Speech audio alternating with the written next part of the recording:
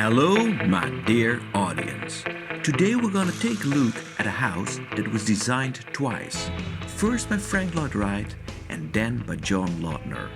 The first version was never built. Only the second version by Lautner was finally realized. In 1939, Frank Lloyd Wright was asked to design a house for Mr. and Mrs. Maurer. Because they didn't have any children, the house only had to have one bedroom. It was a very interesting design, with many triangular shapes and terraces under cantilevering roof structures. Unfortunately, World War II broke out, and all the steel, wood and concrete was necessary for the war industry, so the government didn't allow any new civilian building projects.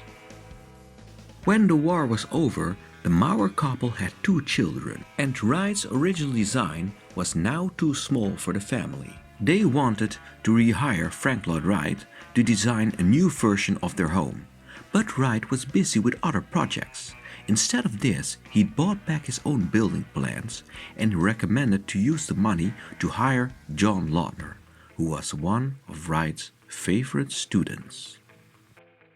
Like many of John Lautner's early designs, the Maurer house is clearly inspired by the Usonian style by Wright. Usonian houses were single-story suburban homes made of cheap materials like wood and bricks, designed for people with an average income. The Maurer house was built on a hillside.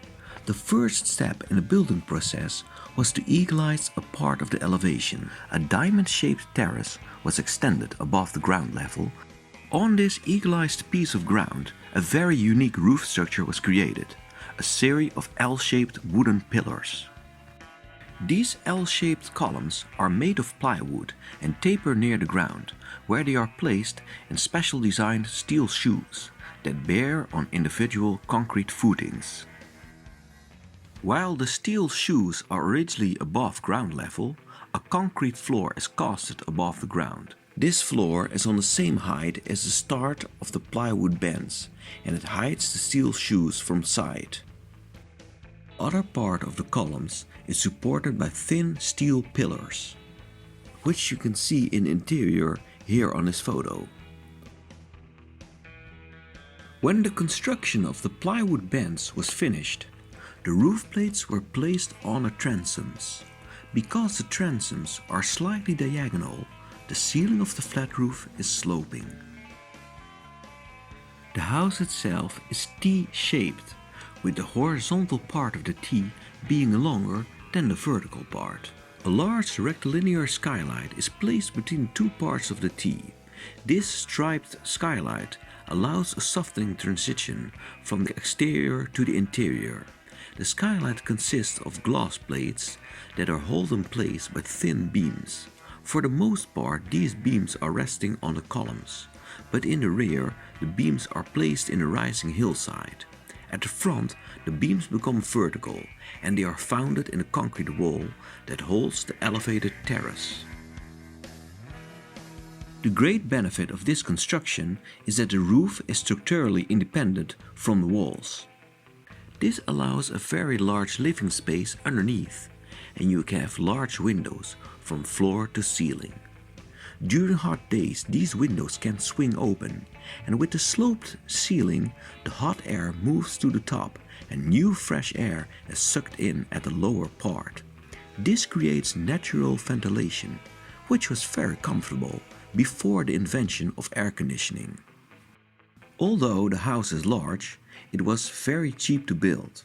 The plywood bends were prefabricated and erected by a subcontractor to reduce costs.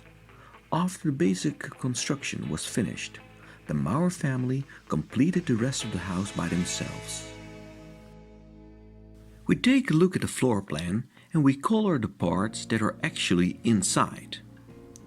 We name all the separated living spaces, and we decorate the drawing with furniture to give an indication of the dimensions.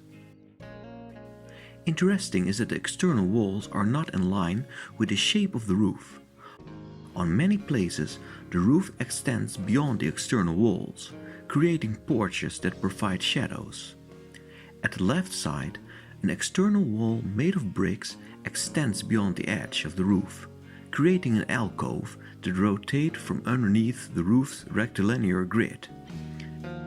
Here you see how the house is placed on elevations. We start our tour from the street. From here we see the concrete walls of the garden and the vertical beams of the skylight. We climb up the driveway and from the carport we walk past the front door towards the glass doors of the living room.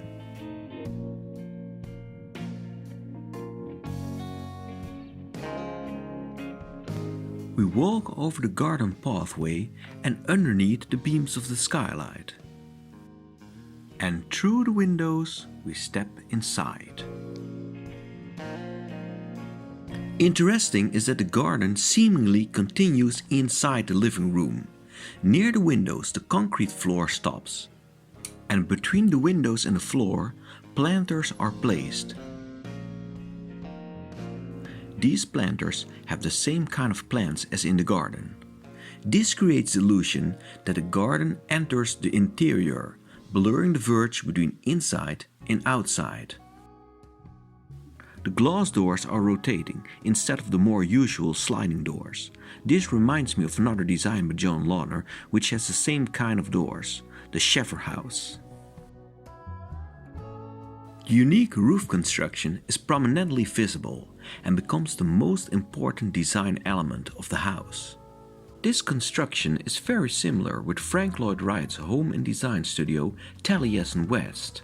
John Lautner studied under Wright at Taliesin West, so the roof construction of the Mauer house is likely to be inspired by that other design by Wright.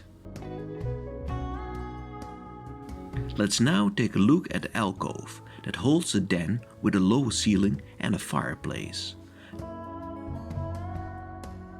The intimate and private feeling of the den contrasts with the transparent generosity of the living room.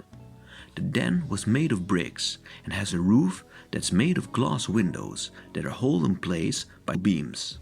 The horizontal glass plates are frosted, which creates diffuse light, while the vertical glass plates are transparent, creating clerestories that bring extra sunlight in the living space.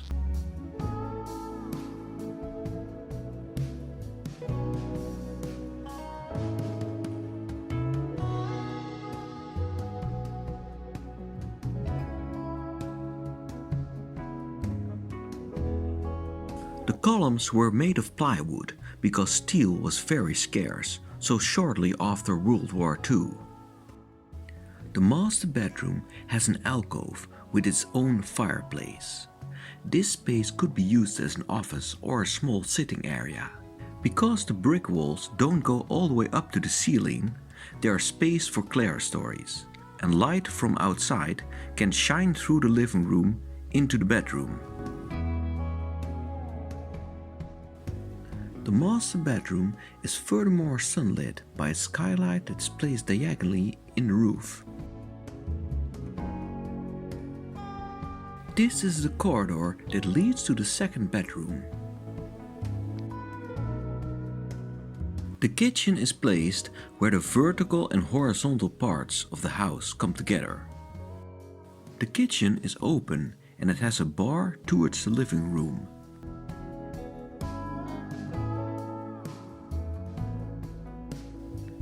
Points of a few L-shaped pillars are attached to the side of the last pillar of the other part of the house. The beams of the skylight are also resting on the end of these pillars. This is visible at the ceiling of the kitchen. On the terrace is a freestanding brick wall that's built for privacy reasons. It prevents people from the street to look at the terrace. Behind the kitchen is a guest bedroom and a storage unit, but unfortunately I don't have pictures of it. Compared to other videos, this walkthrough has a limited amount of images and the pictures are very dated. There's a reason for that. Over the years the house has fallen into disrepair and for decades the owners don't allow any new pictures to be taken. When you drive by, you will see that the house is in a very, very bad condition, almost falling apart and surrounded by a building fence. Hopefully, this house will be restored someday because it deserves to be brought back into its full glory. This was your tour guidance. Thank you for watching. Until next time.